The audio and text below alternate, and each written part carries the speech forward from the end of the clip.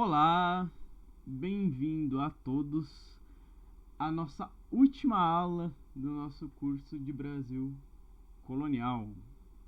Bom, bem-vindo a todas e vamos começar esse tão aguardado fim para o nosso curso, né? Tivemos muitas discussões pelo caminho, muitos debates sobre a construção daquilo que vai se tornar que está se tornando o Brasil, né, nesse momento que estamos estudando. E, né, como a gente viu na nossa última aula, nós vimos, né, as reformas pombalinas, e agora nós vamos ver algumas dessas consequências que vieram aí ao final da gestão do Pombal. Certo. Para iniciar a nossa conversa, né, a gente precisa lembrar, né, de o que aconteceu ali. Com agora a Dona Maria I sendo a regente, né, sendo a regente de Portugal, ela vai fazer, né, algumas alterações ali comparadas à gestão do Pombal, né? Ela ainda vai manter algumas coisas enquanto vai desfazer outras, né? Como as companhias de comércio, também vai retomar os comércios com a Inglaterra, que vai acabar limitando ali as produções manufatureiras de Portugal. E uma das medidas que a gente inclusive comentou na última aula, mas aqui a gente vai dar uma leve expansão sobre o assunto, que é o Alvará de 1785, né? E o que isso quer dizer, né? O que tem de importante esse Alvará? Ele vai proibir a possibilidade de manufaturas nas colônias do Império. E por que essa medida, né? Para reforçar aquilo que a gente já debateu nas últimas aulas, permitir uma fluidez e uma eficiência, né, no pacto colonial, também isso o ajuda. Por quê? Porque se não há uma produção manufatureira local, não há como ter um produto que concorra com os produtos que Portugal vai estar vendendo. Porque o que vai acontecer, né? Portugal vai comprar manufaturas da Inglaterra, aí elas vão vender para Portugal e Portugal vai vender para o Brasil, né? Parte vai ficar em Portugal, mas, né, a outra parte vai vir para cá, e especialmente vai, né, triplicar o preço, vai ficar muito mais caro do que uma compra direta da Inglaterra, e que vai estar proibido nesse momento. Não vai existir como o comercializar com outros que não portugueses. Então esse alvará impede que exista uma concorrência, né? Porque não vai ter uma produção local, não vai ter como comprar de outro lugar. Então isso vai deixar os preços de manufaturas extremamente caros, né? Vai subir assim altamente, e esse lucro vai ser todo revertido aos comerciantes portugueses, e isso vai deixar, né, não apenas a população colonial como um todo descontente, mas principalmente a elite, que é uma das principais consumidoras desse tipo de produto, e ela vai ficar encurralada aí sem muitas saídas. Outra coisa que eu vou estar reintroduzindo pela terceira vez no nosso debate, mas que sempre vai estar em pauta, né? São os tributos. Mas o que isso vai importar agora, né, no pós-reforma? Eles vão continuar, né? E como a extração de minério já vai estar em crise, que a gente já viu nas últimas aulas, isso vai ser agravado. Por quê? Porque não vai ter um reajuste do valor do tributo em cima daquilo que se está conseguindo produzir na região, né? Daquilo que está conseguindo ter de produção de retirada de minério. Então o que isso vai acabar ocasionando? dos tributos ficarem altamente mais caros do que a produtividade de fato é, né? Então vai ficar extremamente desigual, vai ficar irrealista, né, os valores tributários ali, o que vai puxar, né, a sombra da derrama para cima das populações, especialmente de Minas, né, que vão estar aí na Vila Rica, que é parte do que a gente vai falar mais tarde hoje. Então vai ter esse medo, né, da derrama se aproximar, porque cada vez se produz menos, o imposto cada vez mais caro porque cada vez tem menos, e a possibilidade da derrama ser aplicada vai estar muito em voga.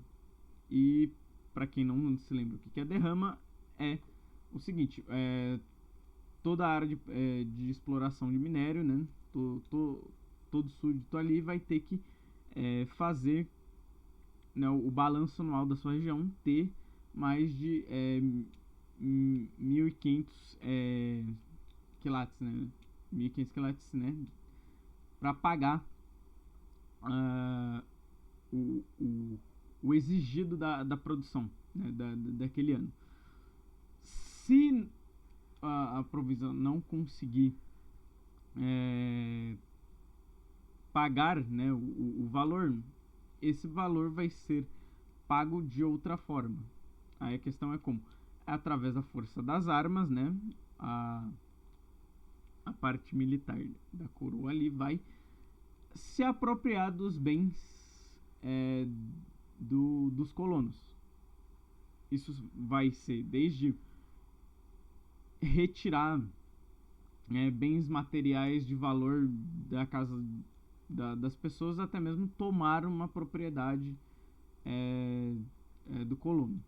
Isso especialmente vai cair em cima, né, de quem é proprietário de terra, vide que o diferencia ali seria de ser dono de certa propriedade. Então, ele perder parte dessa propriedade é perder parte de quem ele se identifica, como ele se entende ali nessa sociedade. Então, o que vai fazer com que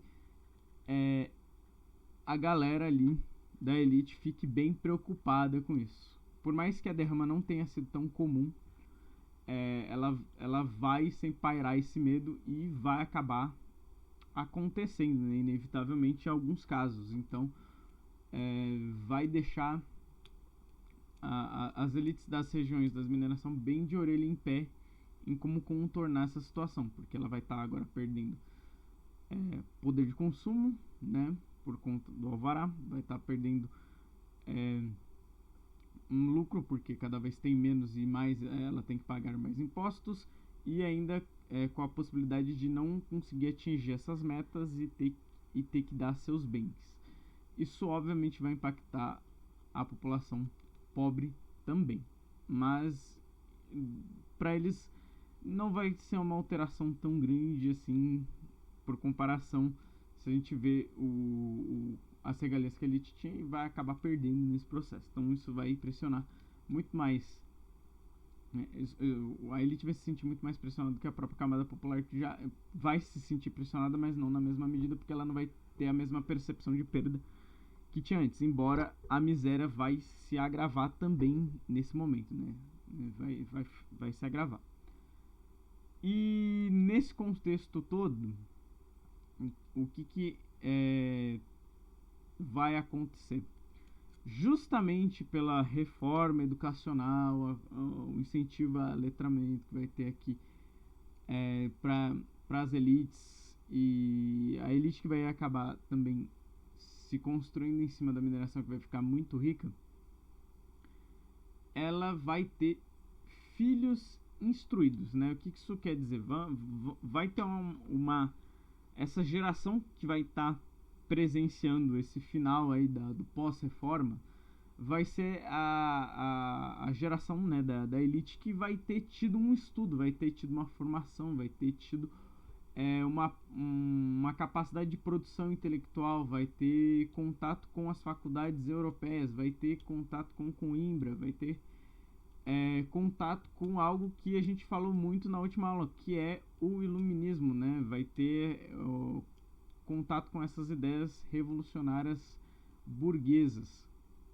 Então, muitos deles vão lá, vão ter um deslumbre do mundo europeu e vão voltar para cá e vão falar assim: nossa, eu quero isso também, né?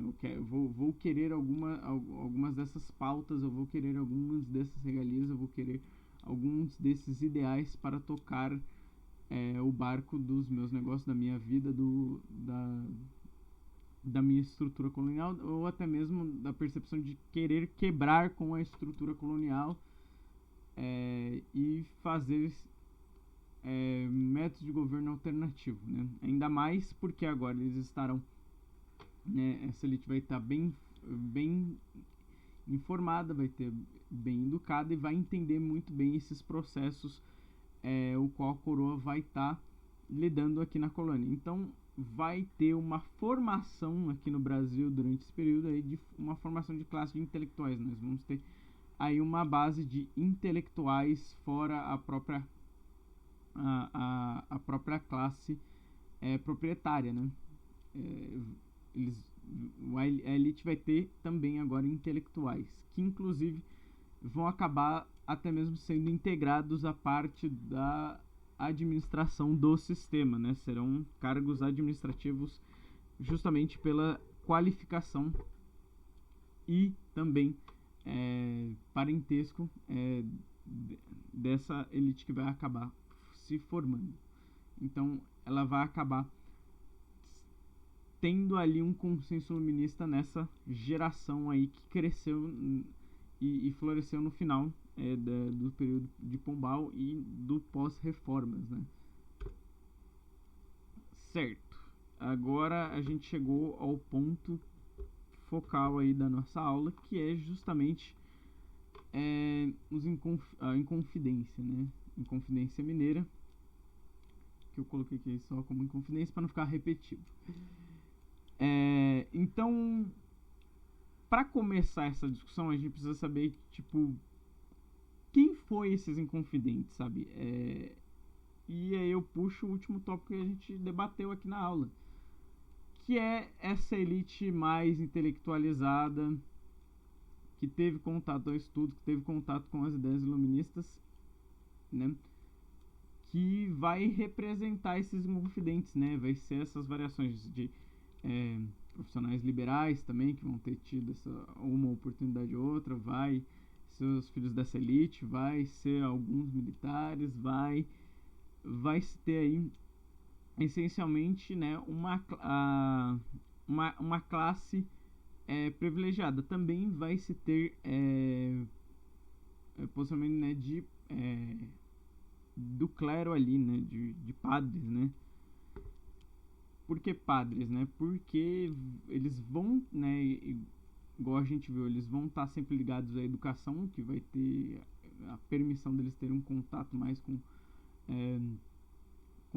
a intelectualidade, especialmente no Brasil, que até pouco tempo atrás, né, nessa realidade era a principal forma de educação era o clero, e também de revolta contra a própria metrópole, vide que foi ela que expulsou os jesuítas, que fez uma separação dos poderes que a igreja tinha dentro do Estado, e o que agora não tem mais. Então ela vai se posicionar, né, dentro da Inconfidência como oposição à metrópole, né.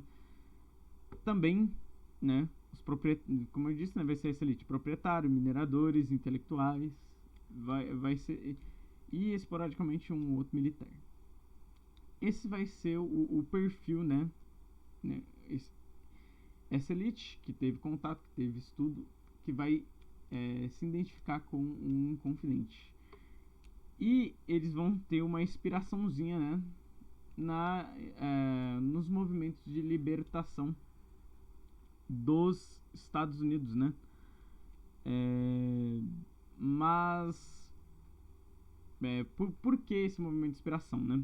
Porque eles vão estar sentindo agora o peso do sistema colonial nas costas deles, E eles vão ter como referência os Estados Unidos porque foi, né, a primeira nação que nasce do iluminismo, né, no sentido de que ela se liberta da sua metrópole e ela constitui-se uma república, ela se constitui uma democracia e, o mais importante de tudo, ela ainda mantém costumes conservadores. Ela faz uma ruptura do poder, da forma de poder, mas não das estruturas dessa sociedade. Ela só troca o mandante dessa estrutura. Então isso vai ser uma grande inspiração, principalmente por conta de que a Revolução Americana vai ser uma revolução de elite, vai ser uma revolução que se angariou, né, das classes pobres, mas que sua cabeça era de quem estava por dentro, né, da administração colonial, né? Não eram as camadas baixas, né? Então isso vai ter uma identificação aqui com a nossa elite local mineira, né?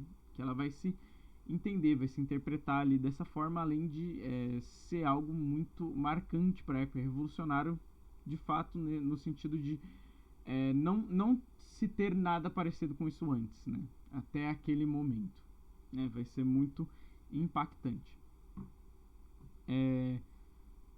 Vi disso, né? Qual vai ser os objetivos da Inconfidência, né? O que ela vai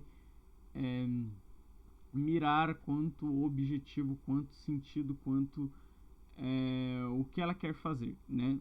Obviamente uma separação, né? Um distanciamento ali entre a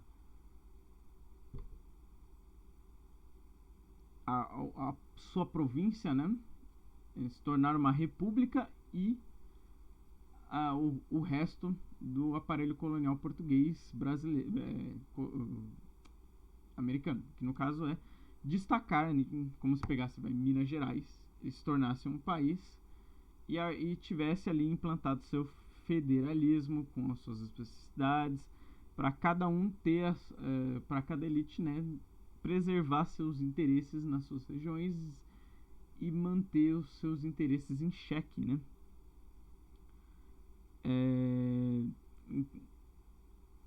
Inclusive, né, eles chamam, né, ideia de se tornar um país igual vai acabar acontecendo ali na América, no resto da América Latina, né? Como eles pensam isso, é se tornar, né, uma república, né? E esse pequeno espaço, né? Também vão reivindicar a criação de indústrias, né? Porque criação de indústria pelo simples fato de que resolveriam um dos seus problemas, né? De não ter que mais comprar da colônia e não ter que ficar a servo de comprar de outros lugares, né? Gerar ali um desenvolvimento e uma classe média para comprar seus produtos manufaturados.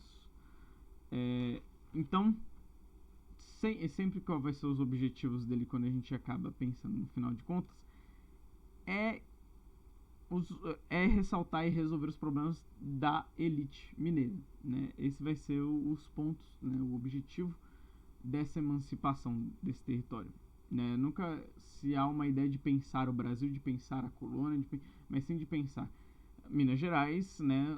A sua província, a sua capitania, e resolver o problema dessa capitania, né? O problema que a elite tem dessa capitania, não resolver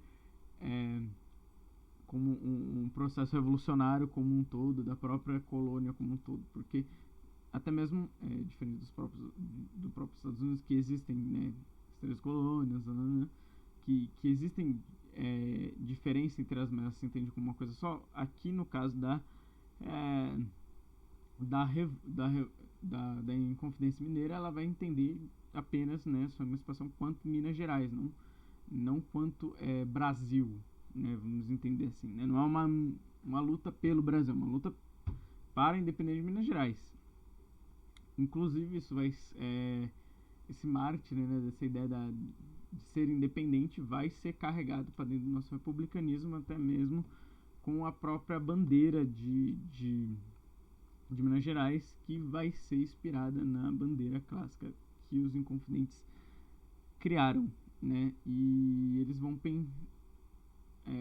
pensar isso, né, de maneira armada, né, de tomar a província armadamente e assim proclamar a sua república e tocar o barco nos seus interesses. Não foi e se mostra não muito elaborado sobre o fato de que se esperava se ter uma repressão colonial, mas acreditávamos que seria páreo, né? Acreditaram que seriam páreos a ela, o que não acabou muito sendo o caso, né? E por que nunca acabou sendo muito o caso? Porque ele foi um movimento natimorto, né? Por que ele foi um movimento natimorto? Porque ele nunca teve tanta margem para acontecer, né? Existia um debate, existia uma conversa entre todos os membros ali que encabeçavam a proposta do movimento, mas existia uma falta de coesão no que se objetivava, porque eles objetivavam uma república, mas eles eram justamente separados pela ideia de se mudar as bases do modo de produção. E o que eu quero dizer com isso?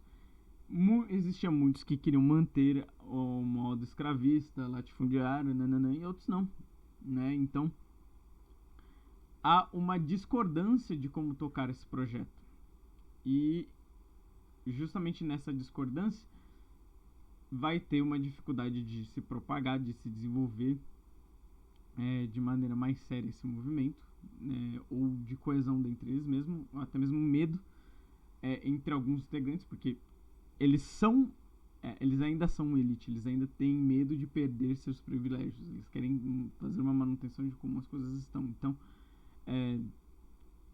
muitos vão ficar balançados em relação a isso. Então vai se instituir o movimento, que vai ser planejado, vai se pegar armas no Rio de Janeiro, vai se pensar tudo isso, mas antes de mesmo ele acontecer, de se armar, de poder ter uma conversa para tentar angariar as camadas populares, embora eles de fato tenham medo das camadas populares, esses representantes aqui, né, do movimento, eles vão acabar sendo dedurados por companheiros de movimento, antes mesmo dele acontecer ou dele se desenvolver para fora disso. Então ele é um movimento natimorto, ele existe como uma memória que foi construída, muito mais do que como uma ação prática, né? Ele vai existir em alguma medida, porque vai existir documentação de revolta, de pessoas se colocando, né, sobre dentro das perspectivas que eles defendiam dentro da colônia, né? Vai existir censura em cima dessas ideias, claro, mas que nunca veio a ser, ele nunca veio a ter um impacto, inclusive para aqueles que vão sofrer as consequências disso, né? No caso, os idealizadores, né, dessa movimentação, porque ele vai ser uma movimentação primariamente de elite que vai angariar alguma medida parte dessa classe média, de uma classe média ali, que vai ser militares e tudo mais, e o nosso famoso Tiradentes vai ser um deles, né? Ele não vai estar fora ali das bases da classe média, ele não vai ser inclusive o mais bem instruído de todos ali, entre tudo. Ele vai ser dentista, ele vai ser de uma família de comerciantes, vai ser militar, tal, vai ter certa instrução, mas não tanto quanto os demais, né? Se a gente botar em cabo, até em grau de importância ali, de liderar o movimento, né? Embora ele tenha participado, ele tenha sido uma espécie de comandante, entre enormes aspas, né? Ele não tem tanto impacto quanto a gente é dito que eles têm, né? Dentro disso daí. E aí, eles vão ser delatados, vão ser pegos no pulo do gato antes mesmo que acontecesse, vão ser presos, julgados, e aí vão ter diferentes formas de abordagem de suas sentenças dependendo de quem você for. Por quê? Vão jogar de bode expiatório, né, como culpado o Tiradentes, né, por ser de camada popular e tudo mais, e ele sim vai receber a penalidade clássica, que a gente sabe, né, que vai ser enforcado, aí, né, mutilado e, né, espalhado aí o seu tronco pelo território, que não é bem uma verdade, né, mas provavelmente ele foi morto e botaram a cabeça dele numa estaca aí pra mostrar serviço, pra mostrar que não façam isso, né? Não façam isso, galera, senão talvez o mesmo aconteça contigo. Enquanto, né, os donos de propriedade, elite que estavam encabeçando esse movimento, que realmente idealizaram todo esse caminho, vão ser processados pelo Estado, vão recorrer durante 2 anos e no final vão ser perdoados e vai ficar tudo bem. Então não vai ter uma grande punição. Vão ser presos durante 2 anos, vão estar em um processo jurídico durante 2 anos e aí vão ser anistiados e vão lembrar assim, ó, galera, não faz isso não, senão vocês vão voltar pra cadeia, não vai ser legal, e inclusive ativamente vão conseguir fazer uma manutenção de suas propriedades e mantê-las muito bem, obrigado, né? E aí a gente chega a um ponto que é importante a gente falar, né? Do mito do Tiradentes, né? Que a gente vai ter essa ideia de mártir depois desse movimento. Mas como a gente entendeu aqui, ele foi um movimento de elite que não teve uma adesão tão grande de camadas populares e que efetivamente teve mais impacto no imaginário da elite colonial, né, do que do país como um todo. Ainda mais pelo fato de que ela vai ser sufocada e não vai se tornar, ela não vai se tornar tanto um exemplo de o que não fazer, principalmente porque ela foi houve uma passada de pano ali para quem encabeçou ela. Então, como é que o Tiradentes, né, vai virar essa figura tão importante que a gente vai estar tendo até mesmo um feriado para lembrar dele como um herói da nação, né? Sendo que na verdade ele é um herói só de Minas Gerais, se a gente for pensar no que a gente está desenvolvendo na nossa aula, que nem mesmo um herói exatamente de Minas Gerais ele em sua realidade. Por que ele vai acabar ganhando esse status e a própria Inconfidência Mineira também? Porque tanto ele quanto a própria Inconfidência vai sofrer de uma recontextualização com o passar do tempo, né? E o que vai ser essa recontextualização?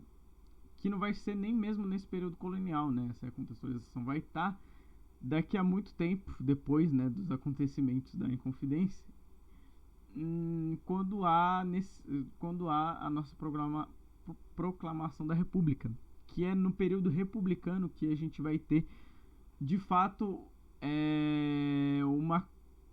uma construção de memória em cima do que foi a Inconfidência e Tiradentes, para justificar o governo que destituiu uma monarquia, para explicar aqui, ó, essa tradição revolucionária, entre enormes aspas, nessa tradição republicana há no Brasil, que existe um herói que levava suas ideias, que proclamava isso e que foi torturado, né, que se tornou mártir da nossa nação, dos representantes do nosso republicanismo, e que são contra a monarquia, que são contra aquilo que veio antes, né? Então ele vai ser muito mais uma peça de propaganda desse Estado que vai estar se formando com o republicanismo do que de fato na época foi, porque na época ele foi apenas mais um coitado que tomou a culpa, foi julgado no Rio de Janeiro, foi morto por lá mesmo e ninguém se importou muito, a não ser a própria família dele. Então, para a época ele não foi um impacto, mas esse impacto é construído posteriormente, né, para justificar um governo. E saltando alguns anos na frente, né, a gente vai ter a Conjuração Baiana, e que eu vou trazer aqui apenas para fazer uma comparação, dado o recorte que eu fiz do nosso curso. Eu não vou elaborar tanto em cima da Conjuração Baiana, mas ela é boa para a gente botar de comparação entre qual foi o lidar da elite com a Inconfidência em comparação com a Conjuração Baiana, certo? Porque o que vai se caracterizar a Conjuração Baiana? Também vai ter aí membros de elite pensando no iluminismo, também. Mas ela vai ter um fator muito mais específico, né, comparado à Inconfidência Mineira.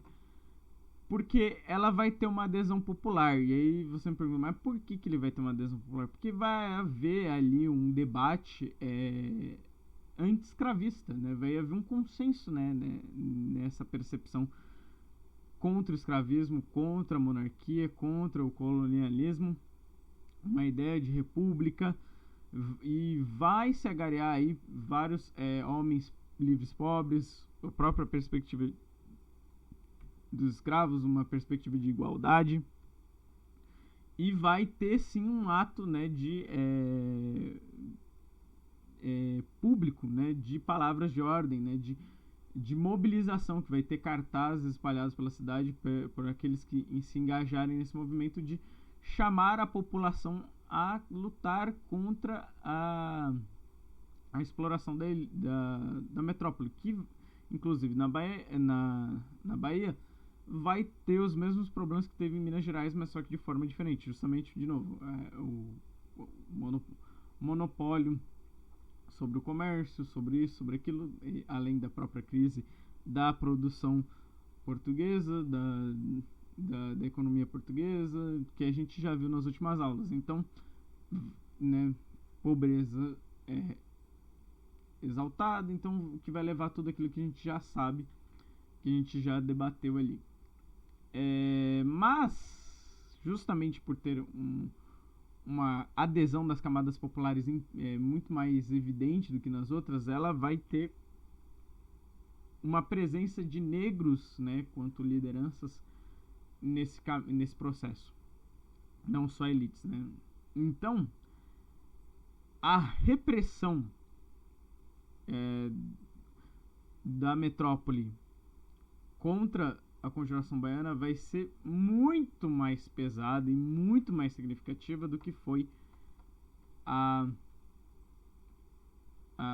Inconfidência Mineira, porque ela vai fazer execuções desses líderes, vão colocar a cabeça em estaca na frente de todo mundo, vão tentar passar a peixeira em todo mundo que der disso aí, e aqueles que foram de elite receberam também penas bem mais pesadas de cárcere e de processo do que comparado à Conjuração Baiana, que a Inconfidência Mineira, porque justamente eles vão reivindicar uma abolição da escravatura e uma mobilização da classe escrava e da classe pobre, né? Ela vai ter um contato popular maior, né? E não tem nada que assuste mais qualquer governante do que seu próprio povo.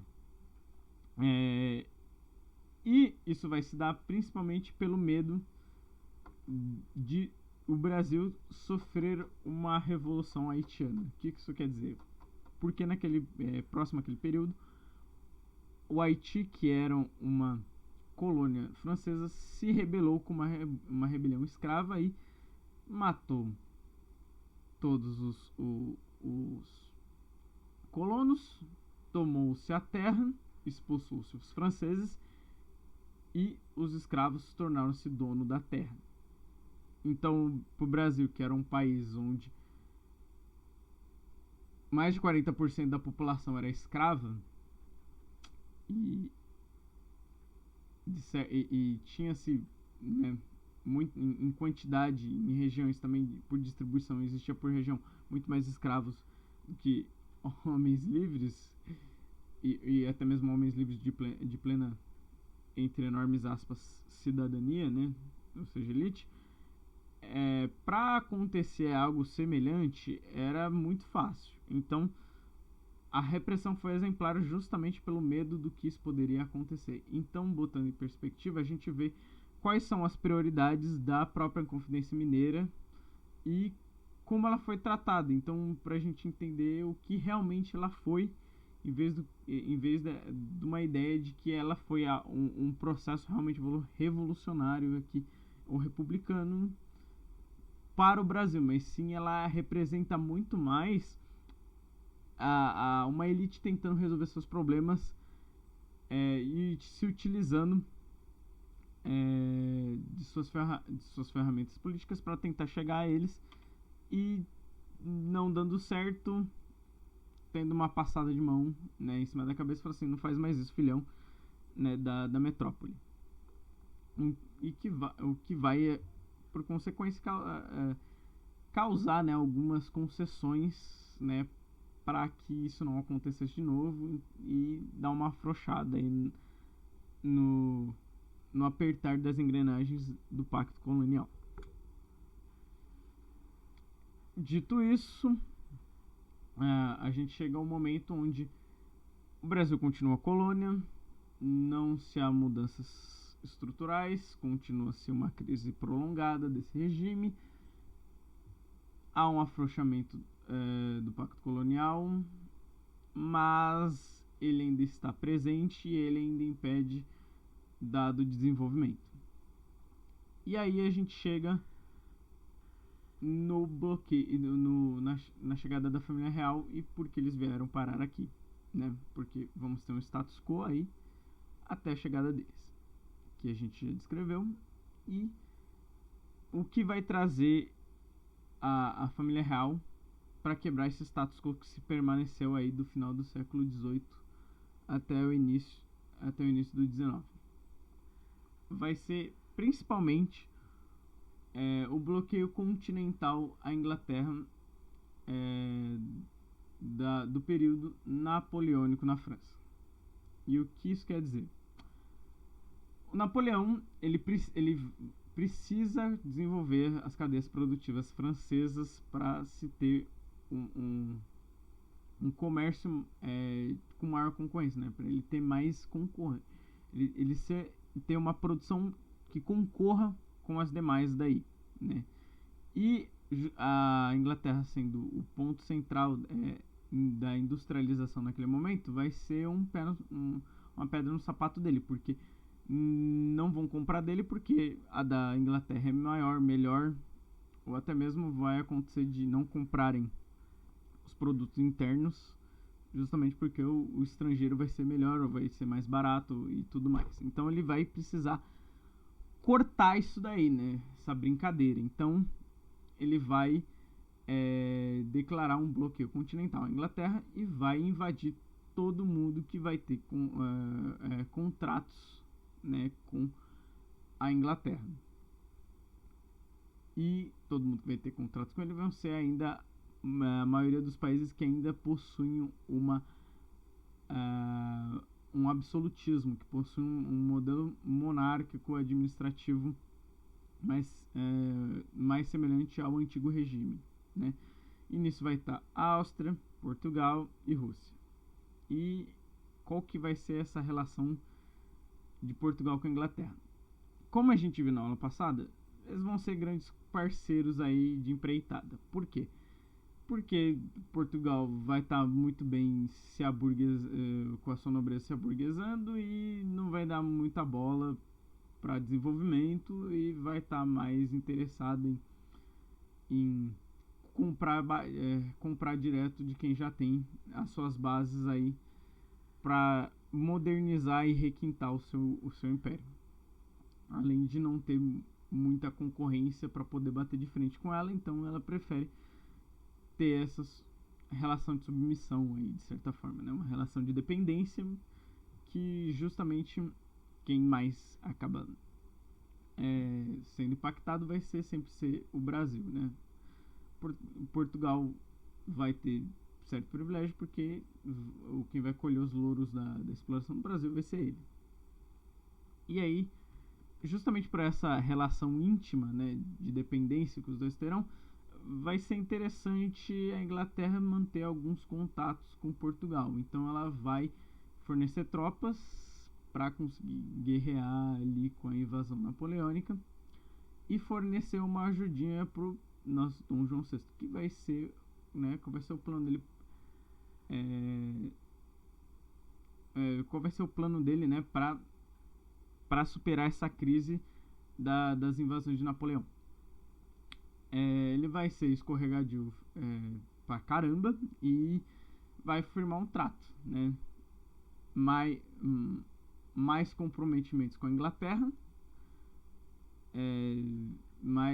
mais contratos com Portugal e com o Brasil, e ela o ajuda, né, a Inglaterra o ajuda a sair na surdina de Portugal e vir para a colônia, bem na maciota, bem no miguezão, para que eles não tenham, a família real não tenha que lidar com o peso de bater de frente com o exército francês.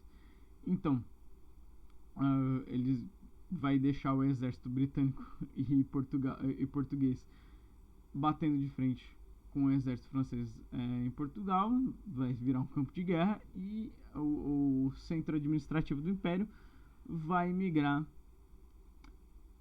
para a colônia. E agora chegamos ao ponto de o que significou 1808, né? O que isso impactou.